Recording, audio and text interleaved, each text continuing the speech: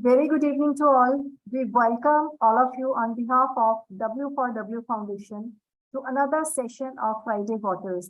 The idea of Friday.Waters is to wet Fridays with fun-filled and yet fruitful activities for the future generation. Friday.Water has water talkies, book reading, thesis club, and water arts. The focus of Water Thesis Club is to bringing the student scholars who have done or are doing a thesis allies research on water matters to the session in order to discuss with them the making of the thesis, research, and the issues around the subject covered. Myself, Ekta, CEO of Jyoti Nair Private Limited, is a moderator for today's session, and Professor Vishal Narain from Management Development Institute, Gurgaon, is discussant for today's thesis club session. For today's session, we welcome our young scholar, Ms. Jyoti Nair, to share her learning on water management and agrarian livelihoods in the Cauvery Delta region of India. Jyoti Nair is an interdisciplinary PhD student at Ashoka Trust for Research in Ecology and Environment in Bangalore and under the supervision of Dr. Vijay Thomas, who is a faculty member at ISER Pune. She holds a master's degree in climate science and policy from Terry School of Advanced Studies, New Delhi. Before starting her PhD, she worked with different NGOs in India focusing on issues of environment and climate change. By her research on water management and agrarian livelihoods in the Cauvery Delta region of India, she aims to understand how the rural agrarian households maintain their well-being given dynamic agrarian political economy and resource constraints. Taking the case of Cauvery Delta region, she is doing by first examining the role of socio-structural and biophysical conditions, particularly factors leading to water stress, on agrarian change in the region. Next, at the farm level, by analyzing the factors which determine the farm level crop choices in the context of water stress. And finally, at the household level, by assessing the factors which influence household well-being. So I welcome Jyoti to our Friday thesis session and request Vishal to take the conversation ahead from here. Okay, so thank you, Ekta, and a warm welcome, Jyoti, once again. Thank you for taking the time to be with us and share your research. So let me invite you to share your thoughts, and you'll have about 25 minutes to present, and then we'll get into the discussion and feedback and questions and so on. Yes, so Jyoti, the floor is yours. Will you share the screen? Yeah.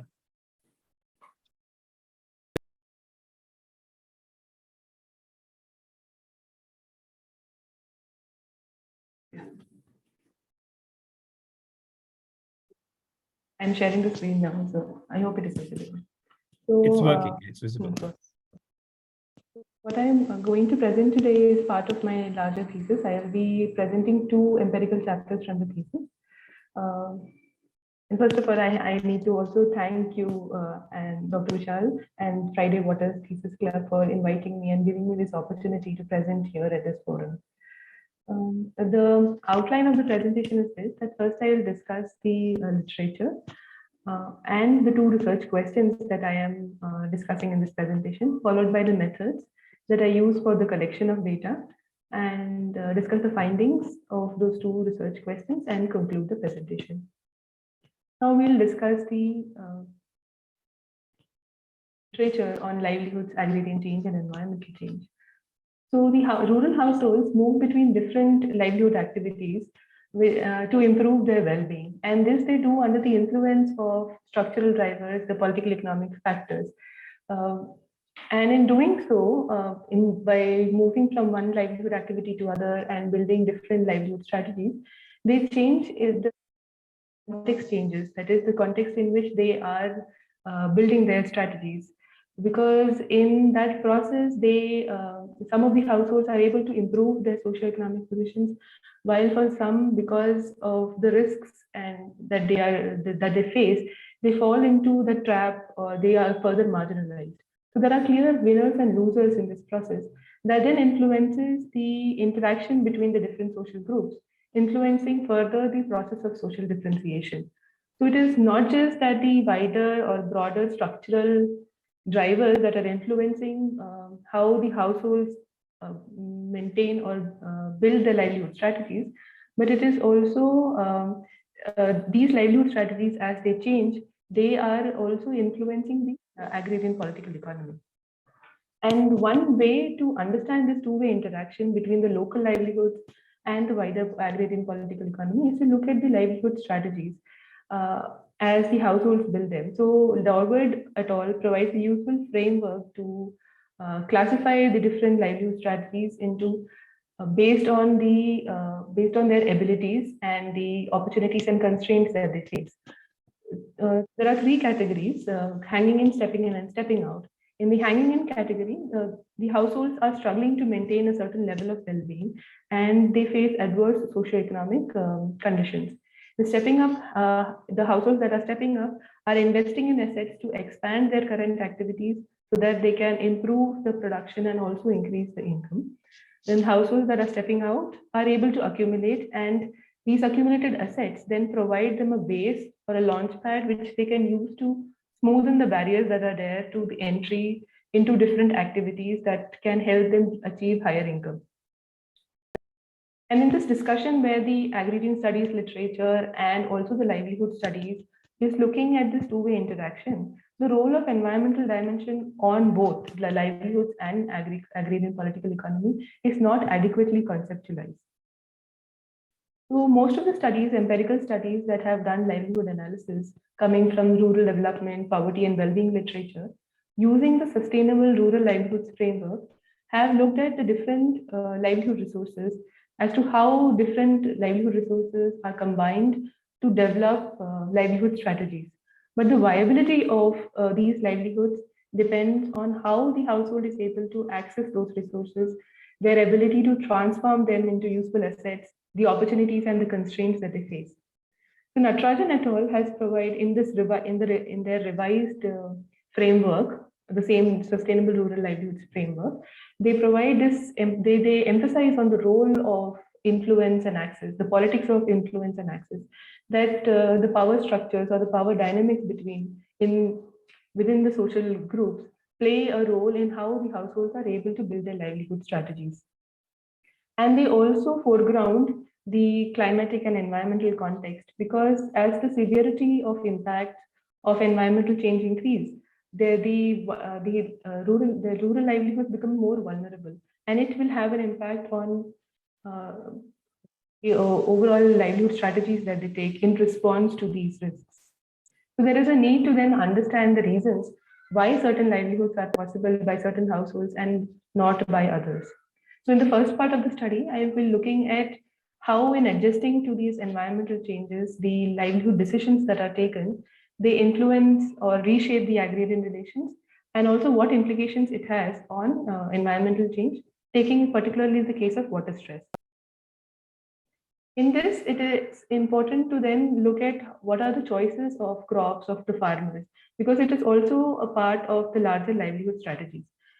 So most of the studies that look at the choice of farmers' choice of crop, they look at it from the environmental angle, as in how changing environmental conditions influence whether the household or the farmer decides to cultivate the land or not, what crop they cultivate or which variety they cultivate.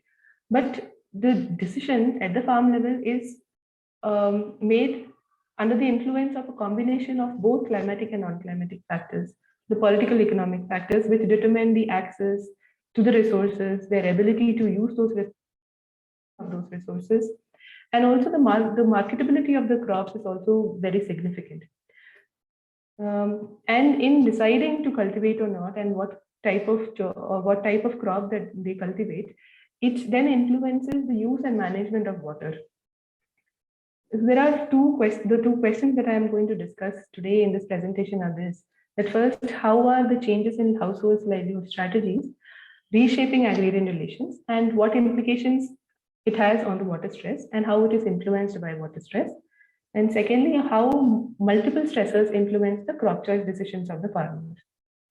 This study I had done in the Cauvery Delta region, which is located in Tamil Nadu. So Tanjavur, Tiruvallur and Nagapattinam districts fall entirely in the Cauvery Delta, with some parts of adjoining districts. So it is a predominantly paddy cultivating region with up to 3 cropping seasons based on the duration. It is Kurvai, Sambai, and Taladi. So this region has a very rich agrarian history, and the agrarian relations in the region have evolved over the cultivation of paddy.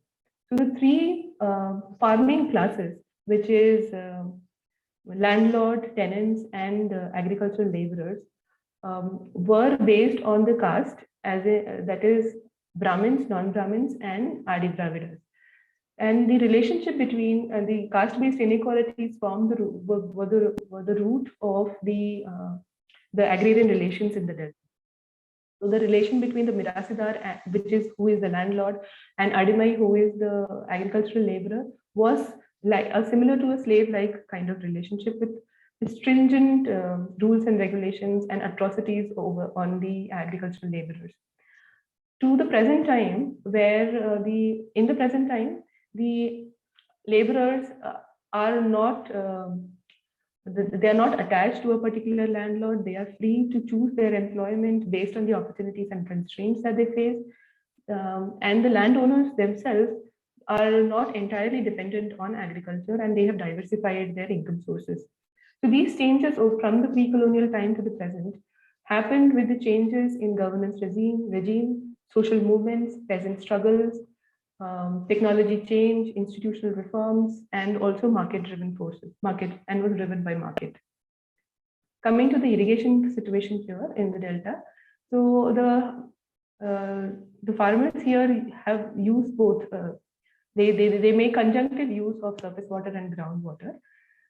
Canal water irrigation is very significant and very important for the farmers in the Delta. Even though the region has a very extensive network of canals, and for the past 2000 years, they have been using the canal-based irrigation system, in the recent times, they have been facing poor quality of surface irrigation supply, which is marked by inadequate volume of water that is received and unprecedented delays of receiving water. It is never on time.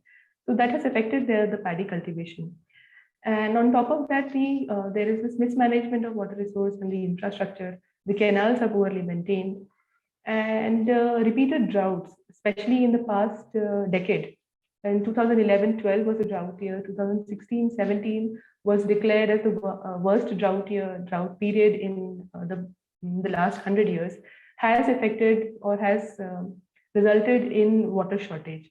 And owing to these factors, the dependence on groundwater irrigation has increased over the years. Now I will come to the methods that I used for the collection of data. First, I did the study in 3 villages, which were purposely selected based on their dependence on agriculture, diversification trends, multiple sources of irrigation, and water stress. So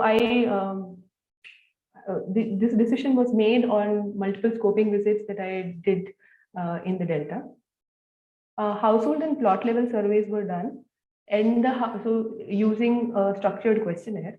In the household part of the questionnaire, there were questions on factors that lead to or contribute to the well-being of the households, like the livelihood activities that they take, the institutional support, social capital, the problems that they face in farming, their perception of environmental change, etc. And in the plot level part of the survey, it was what crops they grew for the particular year 2017-18, keeping that as a base year. So what crops they grew in the land they had leased in or the land they owned, for which seasons, and what were the sources of irrigation, and where was it sold. The same questions were then asked for the recall information was also collected for the year 2007 and 1997. To administer the survey, then a list of farming households was prepared in the village, was prepared with the help of key informants, and all the households, barring a few who were not willing to participate or were not available for the survey, were surveyed. So total of 156 households were surveyed.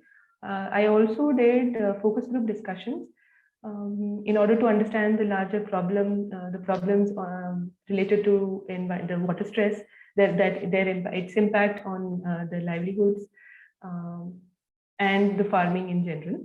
So the focus group discussions were done with women agricultural laborers, a mixed group of men and women, and farmers. And key informant interviews were done with village elders, political party leaders, and officials from agriculture department and other departments. I'll discuss the findings here in two parts. In the first part, I will look at the interaction between agrarian change, livelihoods, and water stress. And in the second part, I will discuss the results of the regression model that was run to understand the determinants of choice of crop. So in the three villages that I studied, the livelihood strategies have been evolving based on their caste and class positions, and accordingly the opportunities and constraints that they face. So in order to understand that, I then categorized or classified the farmer category, which is based on the land holding, into the three livelihood strategies that I had discussed earlier, that is hanging in, stepping up, and stepping out. So this classification then I did on the basis of their dependence on farming, their participation in different types of non-farm activities, and the level of education. So all of this leads or feeds into their aspirations and also how they're able to improve their well-being. So that is how the classification was done. So in the first category, which is the marginal farmer, the group, the few farmers belonged to hanging in group and the others in the stepping up. So there was very high dependence on farming. They were often working as agricultural laborers or unskilled laborers. As the quality of the work increases, the quality of the work as in it is better paying or better income compared to the previous category. So in the stepping up category, then there would be low skill non-farm jobs, but better paying. But overall, their access to higher education was limited. Then small farmer category, they also were in the hanging in and stepping up groups, where the dependence on farming was still significant. They were involved in low value non-farm jobs, but the type of non-farm activities now that they were involved in was better paying. And they were pushing their children to learn, that is to get educated in their capacity. Medium farmers, this is a very broad range of land holding between 2 to 10 hectares. So in the village, those who own more than 1 belly of land, which is close to 2.73 hectares of land, were considered to be big farmers in general. But in that also, there are farmers who are in the hanging in category up to then the stepping out category group. This also depends on their personal risk and the different risks that they face in building their livelihood strategies. So here, the type of non-farm jobs, then the quality of the non-farm jobs improves. The emphasis is on educating their children. So what we observed here was that even though it is very expensive to send the children to private school or English medium school, they were, if not in their capacity, they were taking loans to send their, like education loan to send their children to these school, English medium schools, so that they can be, it can prepare them for competing in the job market in the future. Large farmers who are in the stepping out group with multiple high-paying sources of income and high level of education. So in the sample, there were 13 landless households who were leasing in land. So they were tenants, and they could be categorized or grouped in the hanging in group because they prioritized farming and usually worked as agricultural laborers or in low-skilled non-farm jobs.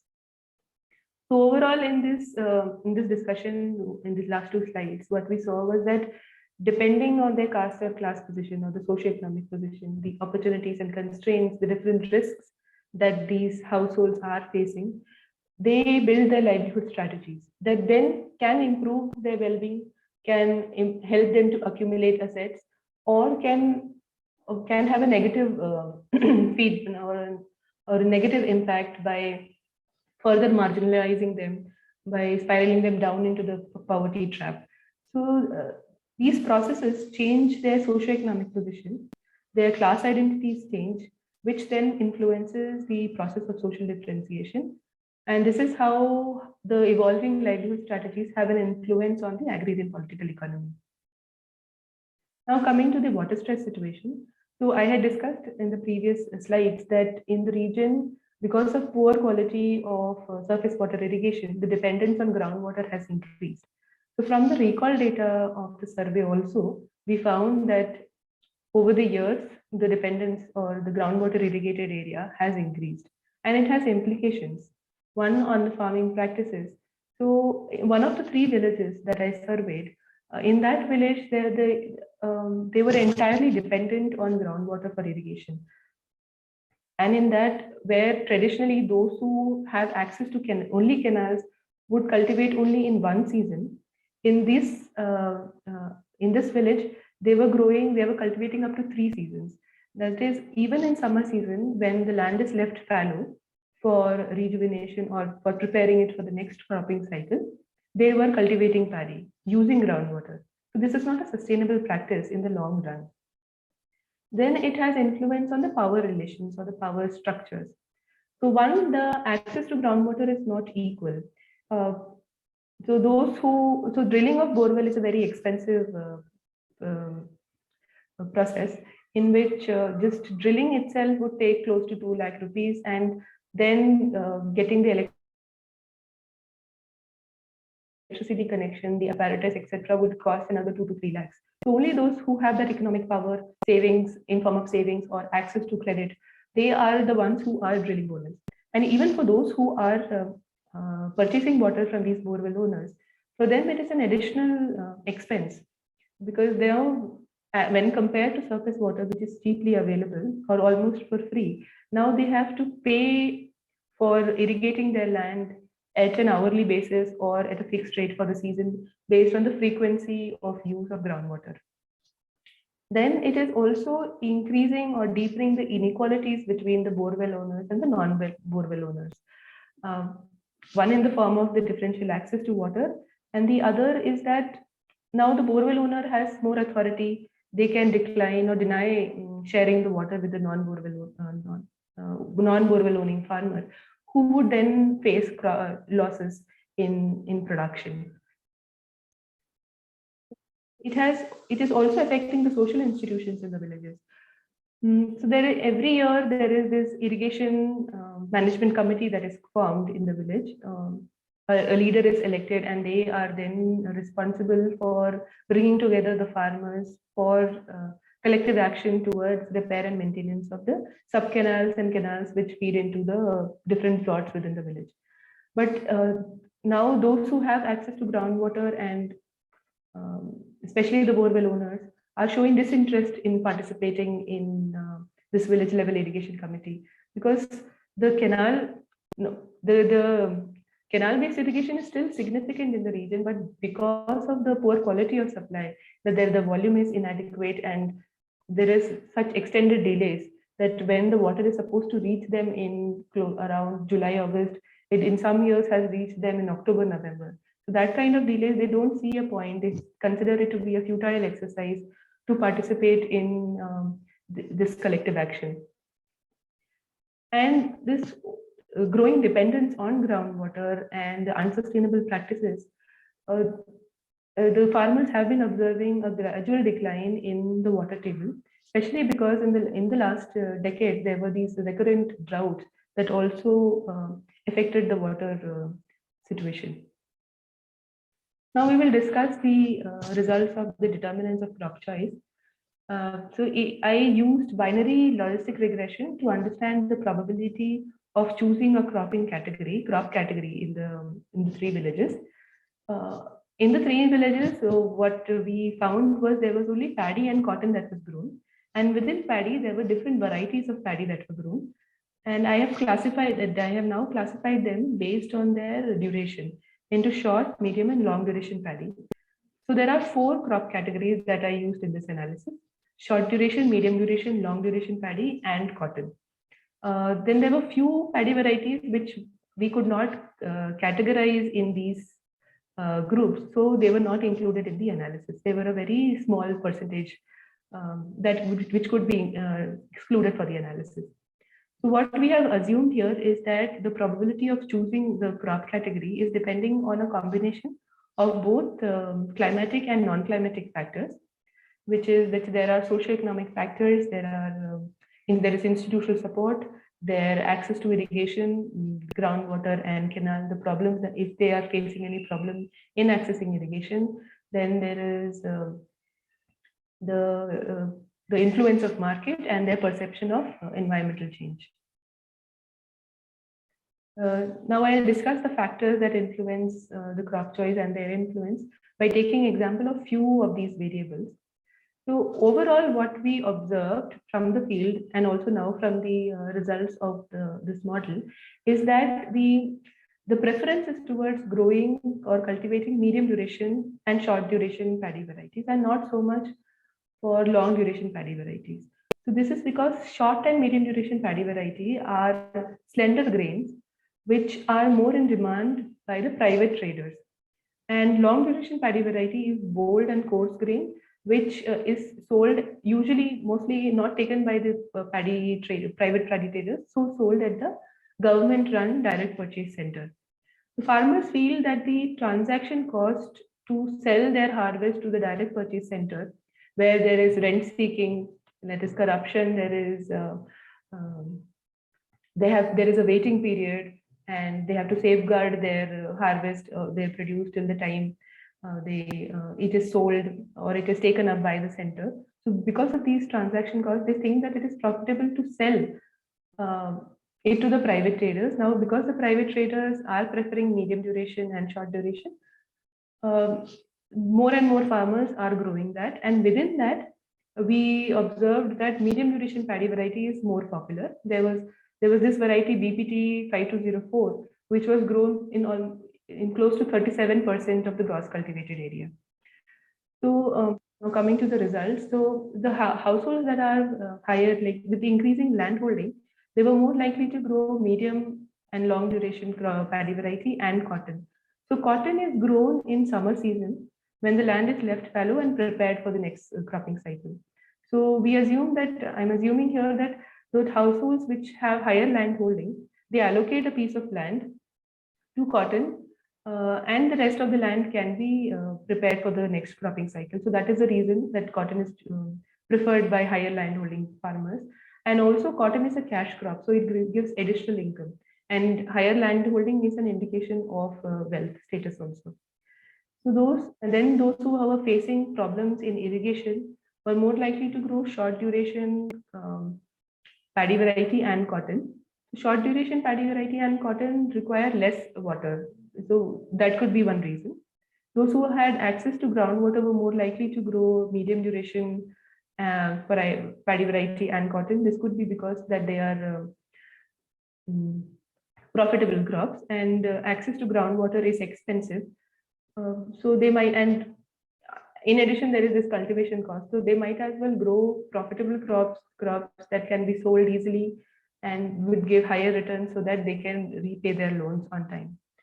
Then even those households that had access to canal were preferring or were more likely to grow medium duration paddy. So in the delta, the canal-based farmers still prefer or still find significance in canal water, because they think that the canal brings with it silt, which adds to the nutrients of the soil, improves the soil, improves the crop yield, and also does not deteriorate the soil health as compared to groundwater. So if there is excessive use of groundwater, then the soil health is compromised. Then, of course, the role of traders. So those who were selling to private paddy traders were more likely to grow short and medium duration and less likely to grow cotton. Coming to the conclusion, so what we saw from the first part of the study was that with different livelihood strategies, as their livelihood strategies change with the vulnerability context, some households are able to improve their well-being and their socioeconomic position, while some are marginalized, depending on the risks that they are facing and their capabilities.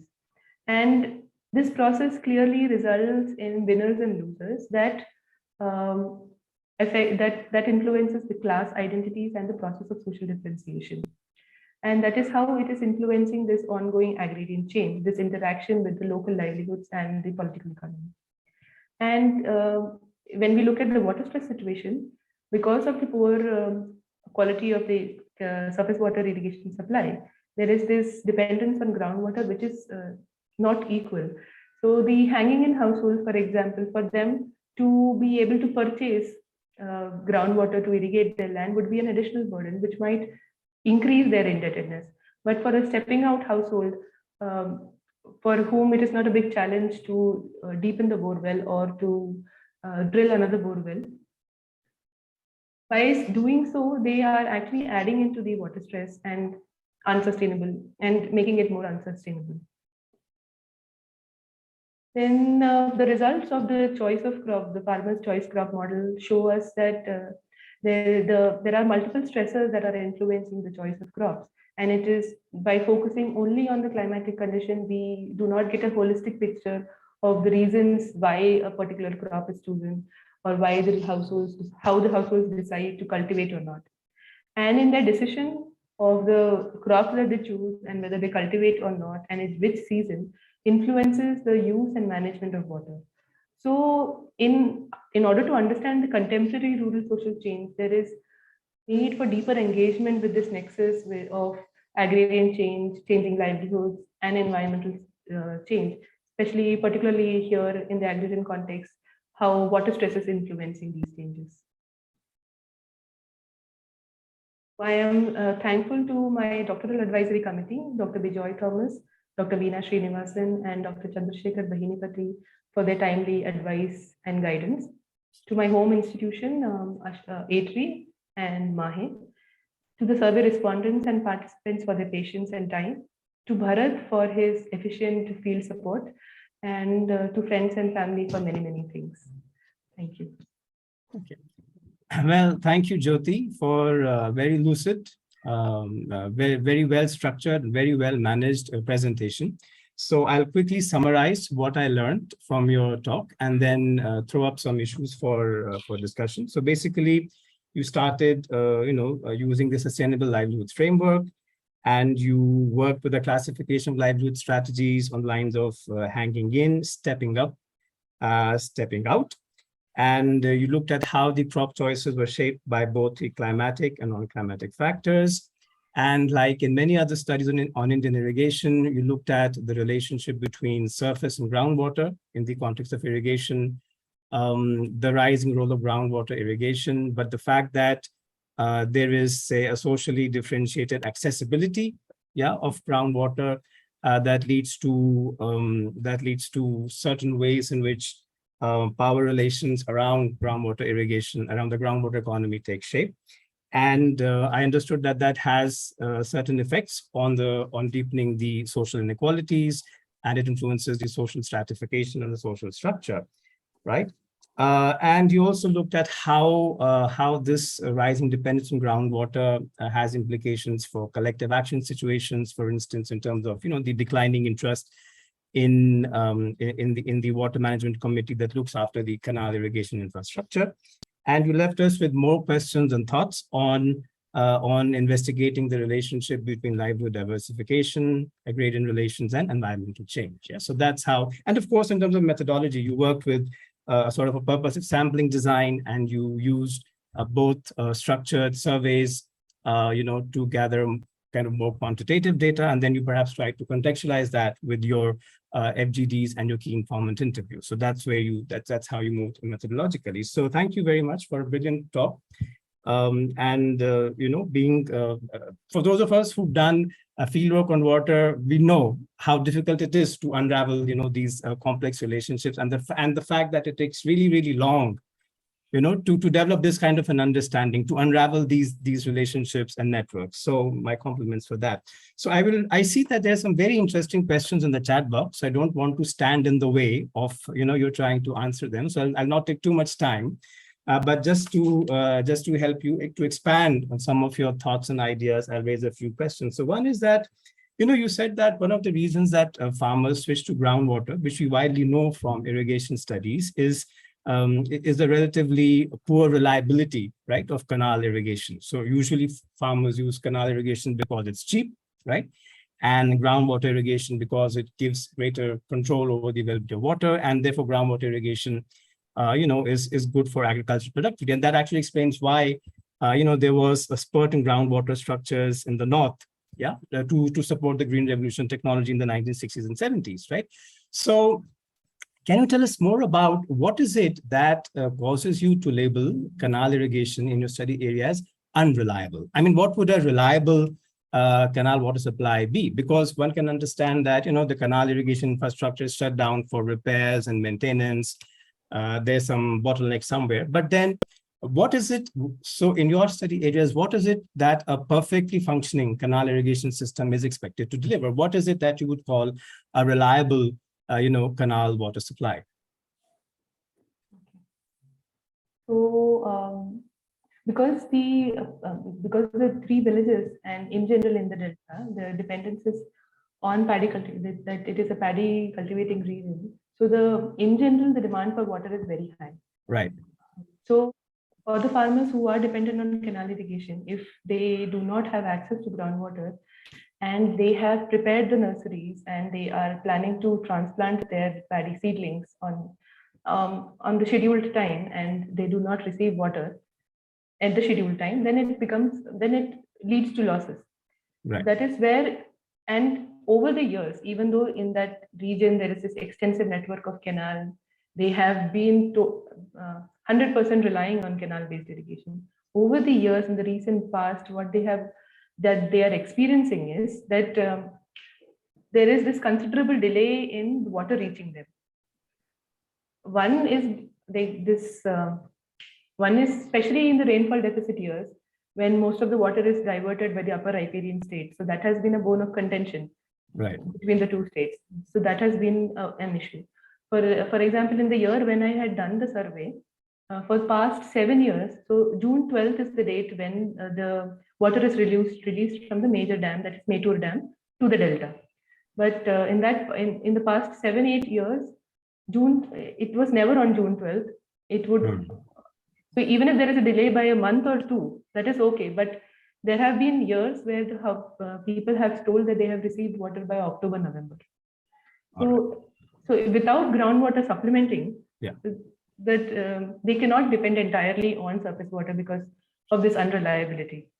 And even in actually 2018, they were very sure that the water will release on time. At least by July, they will receive water. So the farmers had prepared their nurseries. They were ready for transplantation as the irrigation reaches them. But at that time, one major dam in the course, there were problems in the structure. The sluice gates were damaged. And it was not, so because they were already anticipating water, which means that there was not a problem. It was not something that had been announced. And suddenly all of the water was then diverted into the sea channel or through the river where actually the excessive flow goes, and they did not receive water. So they faced problems there. And then again, when the resort, after all the repair and maintenance, everything was done for the dam, then Gaja cyclone hit. Okay. Then again, they faced damages to the crops. So that is how it is. So they have to rely on groundwater. Yeah. Okay. So I gather that the element of unreliability in canal irrigation comes basically from the water reaching later than when they need it or when they expect it. Yes. And also it is I think the volume of water also. Oh, yeah. Okay. All right. Okay. So from my understanding, so canal irrigation systems like in most of India were actually not designed to support crops like wheat and paddy. Right. So, so it's basically this conflict between the goals of canal irrigation and the individual goals of farmers that possibly leads to this kind of a situation, right? So my next question, yes, you want to say something? But in the delta, the history has been of paddy cultivation since the Grand Anicut Dam, which was constructed 2,000 years ago. So I think it is also now that the farmers are growing more than one season. Yeah. If they were dependent on the canal, they would cultivate only one season. Now with maybe a monetary requirement like income, that Yeah. aspiration, and also that groundwater is Yeah. available. So there is a mismatch between what the farmers' goals are and how much water can be provided by the canal irrigation system. Right. Yes. Yeah. Right. Okay. So my second question relates to, I mean, since your research is really about, agrarian relations, and you spoke about it briefly in terms of how groundwater irrigation, deepens the social divide. And there's a lot of research on this. Like, so there's Navroz Dubash's thesis, and he studied groundwater economy in Gujarat, and he called it tubal capitalism. He said it was a form of capitalism. And there's Anjan Prakash's work also in Gujarat, called the dark zone. So can you say more about the groundwater economy and sort of the political ecology of groundwater in your study sites? How the groundwater economy deepens, the social differences?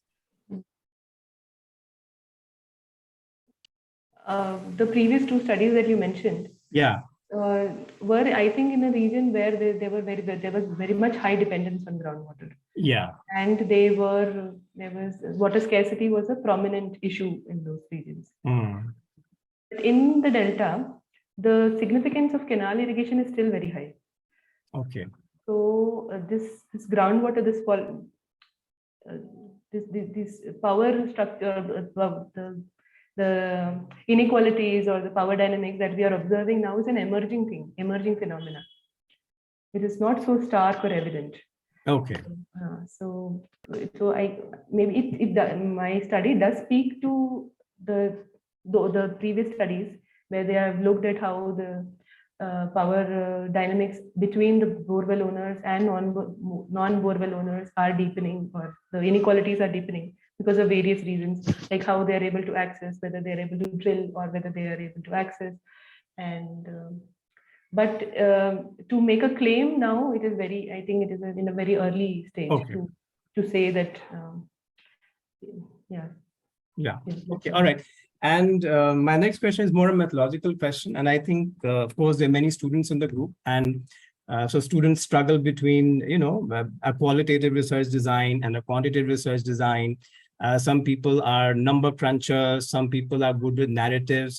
And some people think that you should do both so that you can make everybody happy. So you do qualitative to interpret, to keep your qualitative supervisor happy, and you do quantitative to keep your quantitative supervisor happy. But I don't think that was the reason why you did both the survey and the FGD and the KII. So maybe you can tell us more about how combining the survey with the FGDs and KIIs, added to the richness of your analysis, how you used maybe insights from the FGDs and KIIs to contextualize or to make better sense of what you were finding in the survey. So what was the value of combining these different methods from a methodological standpoint? So the larger goal of the study was to see how the households are faring in terms of their well-being. So I think the surveys helped us to understand how the individual households are, what their problems are, so their personal risks, the idiosyncratic risks that they say, and also the larger, the common risks that they're facing from the individual perspective.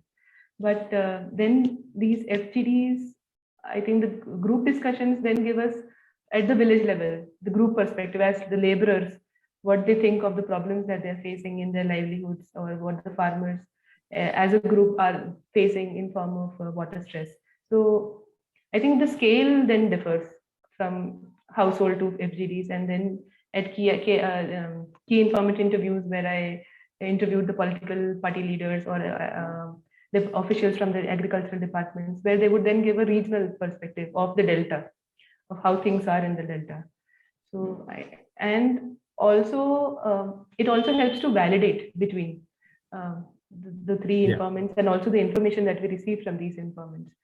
So I remember most of the household respondents would say that, oh, we have not received water for 10-15 years.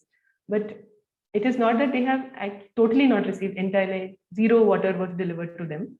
But there was a delay in water. When they required it, it was not available. So that is something that I think came through after speaking to multiple people. So I was under the impression when we started that, oh, they have not received water at all. That is why they are going to groundwater irrigation. But that was not the case. Yeah. Okay, all right. So I think I'll continue our one-on-one conversations some other time. Right now, in the interest of time, I'll just stop. so that there's time also for you to engage with the other questions from the audience. And I'll give the floor back to Ekta to lead us through the other questions. And Jyoti, once again, thanks so much. Really interesting, very engaging. Great. Thank you. Thank you. Thank you. Thanks, Vishal. Indeed, it's a perfect discussion. So I think we should take up the questions from the chat box. So first question is from Mr. Marius. It is, in what way did colonialism affect agriculture practices? Okay. So because the delta is it has been known as the granary of South India. So the Britishers, when they came in or they occupied the Madras, that region, they found business opportunity there, that they could actually export paddy from the delta to their other colonies, maybe. So for them, it was about improving the yield. So they invested in improving the irrigation infrastructure in the delta. So that is how I think. So it was during the Cholas' time, 2000 years ago, that the Grand Anicut Dam was built, but finer structures or the reach of the canal system increased during the colonial time. So that is how it changed the agricultural practice. It's in the way that now who were doing one cropping season could now do twice, as in they could cultivate the paddy twice. Thanks, Jyoti. Yeah, okay. You would like to say something more, please? No, I was saying that it also, like colonial rule also changed the relationship, the agrarian relationships too, so between the Mirasidar and the laborers, because they found it to be very unequal. So, and they were not finding any profit in continuing with the relation with that Mirasidari system, that is the landlord and laborer system. Like how it is, the Zamindari system is there in other part of India, it is Mirasidari system in India, in the Cauvery Delta. So they were not finding any benefit out of Mirasidari system, and they were this. So they actually dissolved the power that was there with the Mirasidars over time. It started there in the colonial time. Thanks, Jyoti. There are a lot of questions in the chat box. I invite all the participants, anybody who would like to ask the questions, please unmute yourself. Please unmute yourself and ask your questions.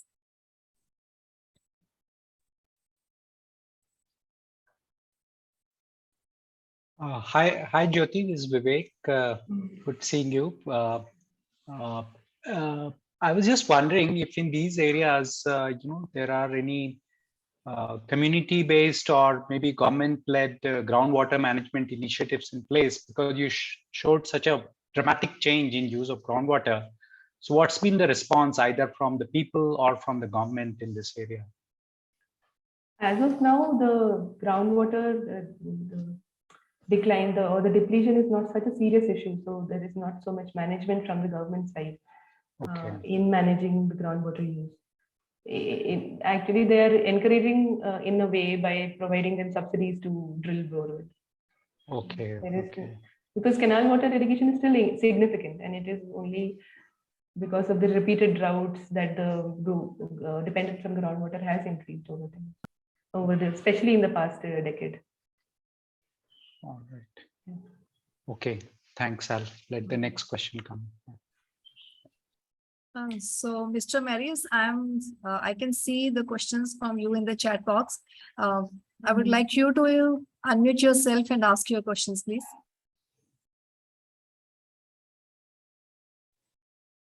Yeah, I got a few things in there, but one thing I was wondering, because you're talking about some areas have water enough, some don't. Is there a diversification of crops too? Like more drought tolerant crops being grown, or is it just sticking with whatever there is? Diversification of crop, I think, is tending to more towards the marketability and not so much towards the climatic conditions as of now. as in they are growing crops that are preferred by the private traders. So that is how it is, because earlier how it was that long duration paddy variety, that is CR 1009, was preferred by the mill owners like some 50-60 years ago. Now it is the medium duration paddy variety, which is BPT 5204, which is preferred. That is how it is. But for specifically for drought tolerance, I don't think, but maybe flood tolerant varieties are preferred. And it is usually in the long duration paddy variety that the flood tolerant varieties fall. So they can resist the heavy flood because this region receives rainfall during October and November, and that is also a time when cyclone emerges, cyclone falls in that region in the coast. So it results in heavy rains. So I think that is how it is. So drought tolerant, not so much, maybe flood tolerant is to some extent, depending on the slope of the land, I think. So more low-lying it is the plot, so they would prefer to grow flood tolerant varieties.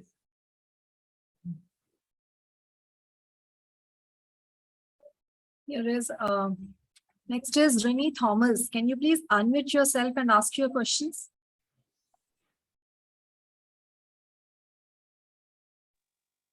Hi, Jyoti.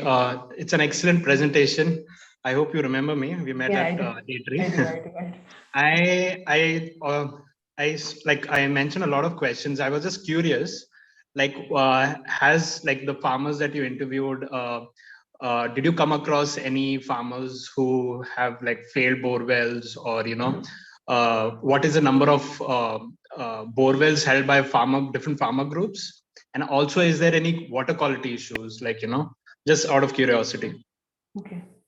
So water quality issue is there, that there is salinity of this as we go deeper. There is salinity issue, especially in the Nagapattinam part of the delta, like Nagapattinam district. So that is why Nagapattinam I did not select for the study also, because of the saltwater intrusion from the sea. So that is one issue, and over extraction, because that region is in the tail end of the delta and it receives water they are the last ones to receive water. So there is more dependence on groundwater.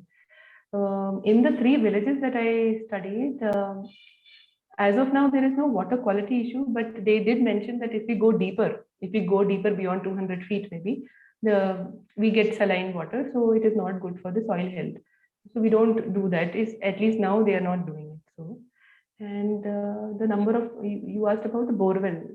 Yeah, the number of bore wells a farmer group would hold, average number of in the plot. Because you said the number of bore wells has increased. So the number of bore wells has increased, as in the owners have increased, not particularly that one farmer is owning more. Okay. So that may be the case for a very rich farmer, and failure is not so much in that area. Okay. Not an issue in that area, though. So what they call as failure is that maybe they have what is that low capacity pump, what they were using now, which is not sufficient. Now they have to use a submersible pump now. So that is what they consider to be failure. Interesting. Thanks, Jyoti. Now I request Mr. Arvind to unmute yourself and ask your questions. Thank you, Jyoti, for a wonderful presentation. It was really interesting. And just to connect back to my work that we did back in 2014-16 in the area, we found that a lot of farmers had shifted on to traditional crops, basically flood resistant, drought resistant. So do you see a power relation that emerged basically between farmers that were growing these traditional crops, new crops, or farmers' choice of these traditional crops in your cases? That was just one quick question. And the second one was more or less, which I put in the chat, was also that, so there's a lot of out migration, which we also found in the 3 districts for sure. But we also realized that it was only the wealthy and the elites that moved out, completely moved out, leaving the villages basically at the helm of the not so landholding communities from the past. So do you see that also to act as a power relation which changed the choice of crops, or does it have an impact according to you, or what's your take on it? That would be interesting for me to know. Okay. So at least in the 156 households that I surveyed, barring the 156 households, there was only one household that was doing the properly,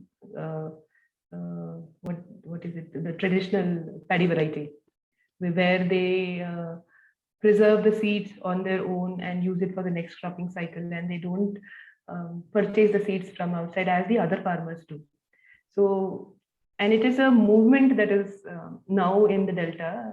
There are these Delta farmers who are coming together and promoting the cultivation of traditional paddy varieties, which are more resilient to the different climatic the climatic variability.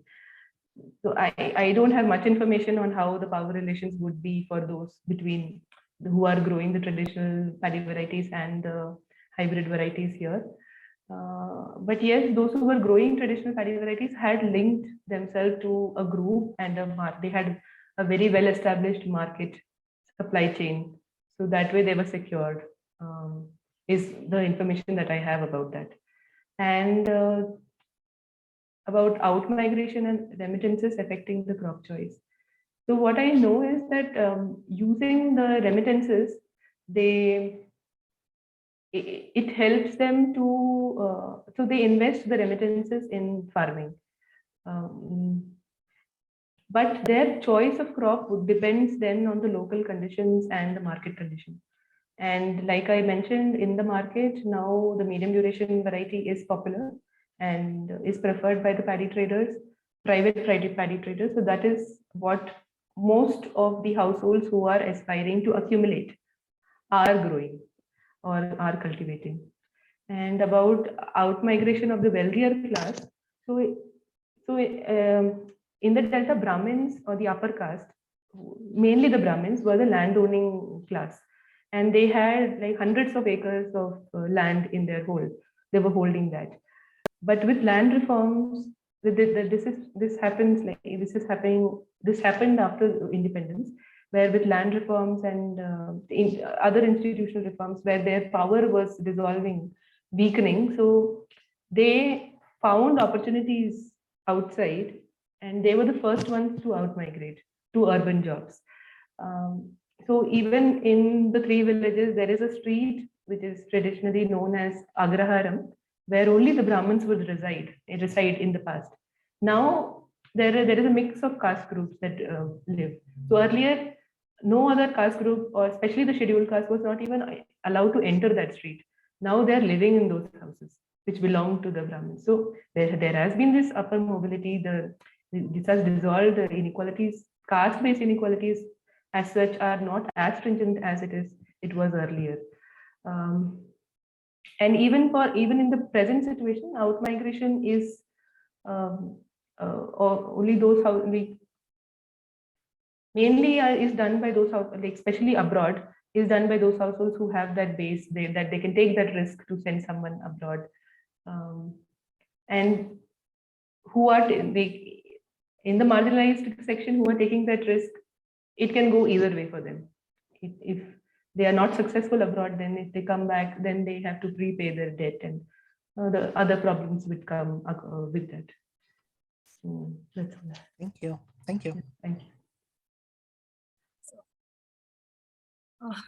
I think Manikant has a raised hand. Yeah. Yes, Vishal, I'm just starting from the chat box. So Okay, next is all right. Kalyani. Yeah, Kalyani, can you please unmute yourself? Kalyani, are you there?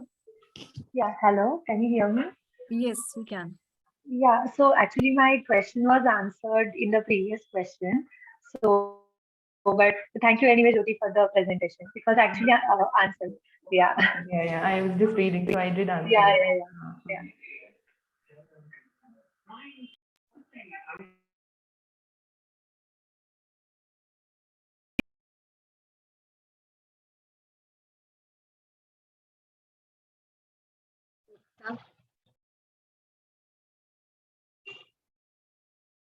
Please unmute yourself. I think you are saying without unmuting. Hello. Hello, yes, Yeah, I hope I'm audible. I just got into the yes, bus. yes. Thank you, Jyoti, for the wonderful presentation. What I wanted to know is, did you observe a knowledge gap existing between the irrigation department and farmers? In a way, is the irrigation department aware of the changing agriculture and rainfall patterns on the field? Because I believe this feeds into the aspect of water management.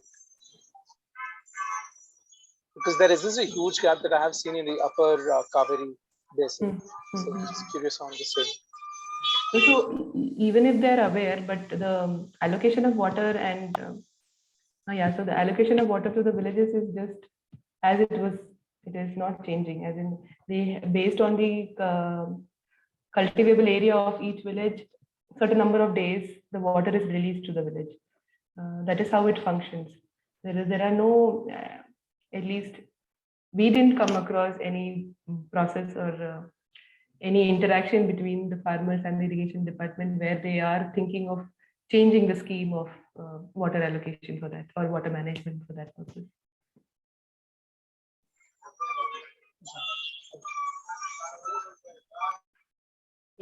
What do you think? Bijoy should also ask something? Yeah, no, I was wondering if Bijoy would like to just share some thoughts on the discussion and the questions as a supervisor, if he has anything to say to this, yeah.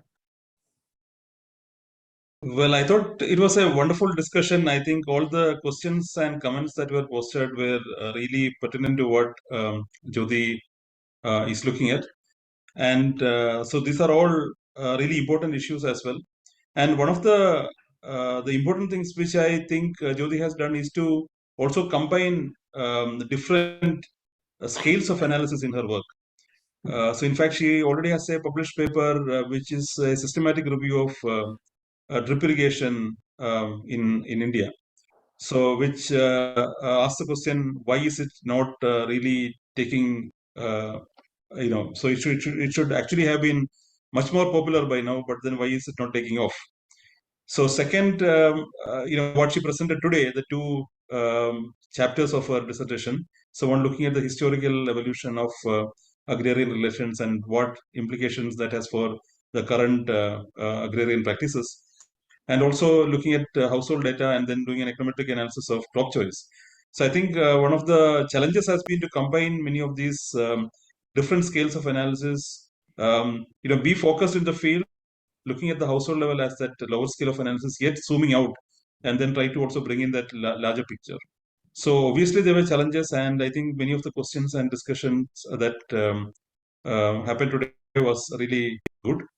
Jyoti has one more chapter, I guess, to go, which is looking at the well-being of households.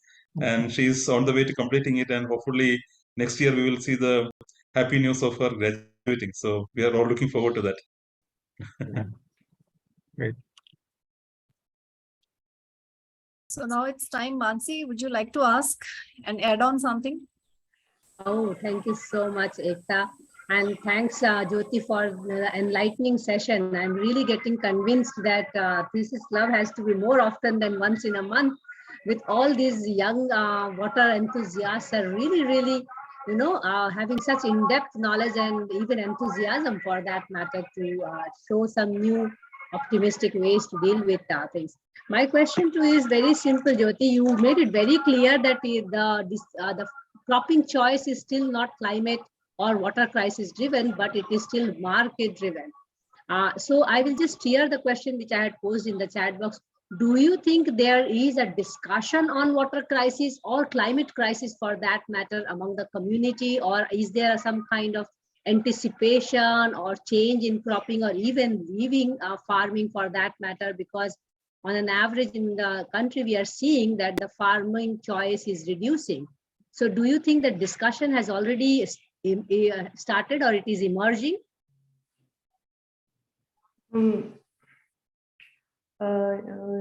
So yes, it is an emerging phenomena that way. So there is for that for the problems that or the challenges that they are facing in irrigation, they are also changing the farming practices. Maybe not so much the crop, because it is just paddy that is grown. So they can maybe change the variety, or within varieties it would be short instead of going for longer duration, they would maybe go for shorter duration variety. But in the farming practices, what we observed was they would, in traditionally or how conventionally paddy is cultivated is that first the seedlings are prepared in a nursery and then they are transplanted into the main plot. But here they are directly broadcasting the seeds on the plot. And by doing that, they would save water that is required for flooding the plot. And this gives them a buffer time to wait for the delayed canal supply. So that is one way they are that the farming practice is changing. But I think now because they have this access to borewell, so I think in the long run, if we have this discussion, we will have concrete things to tell. But as of now, because they have access to borewell, like in one of the village, where they are entirely dependent on borewell because they are actually not maintaining the canals. And so while the adjacent or adjoining villages are receiving water from are receiving surface water, in that particular village, because there is siltation, there is encroachment of the canal, that village has shifted entirely into groundwater irrigation. So for them, there is no need to change the farming practice. Just use groundwater to grow paddy for 3 seasons, even in summer when you should actually leave the land fallow Just curious, Ekta, just last little question. Do you think that they really see paddy as a problem for climate? I mean, paddy as a crop? No, I don't. No, I don't. okay. Very good. Thank you so much. Yeah. Can I just come in, Ekta? So Jyoti, I mean, this is of course empirically very rich. For me, you don't have to answer it now, but maybe to think about it more with Joy and your supervisors. Like when you do research, we contribute to some body of knowledge, right? So we extend the frontiers of knowledge somewhere. So for you, what is that? Is this like some of it is maybe a political ecology of irrigation, a political ecology of groundwater. But what is the larger knowledge domain, right, where this research would belong? So you may have immediate answers, but it's also something to engage with more and, and refine and think about as you, wrap up your thesis. So yeah, that was what I wanted to say. Thank you. Okay, thank you, Ekta. Can I bring in something? It's more like a side note, but like listening to the whole story, it's a delta area. I'm from the Netherlands, so it's also a delta area. What they run into now is that their groundwater sources become saline because they take so much fresh water that the saline just intrudes. That potentially this could be a big disaster for that area too. Yeah, so in the coastal district, so then if you remember in that triangle of the delta,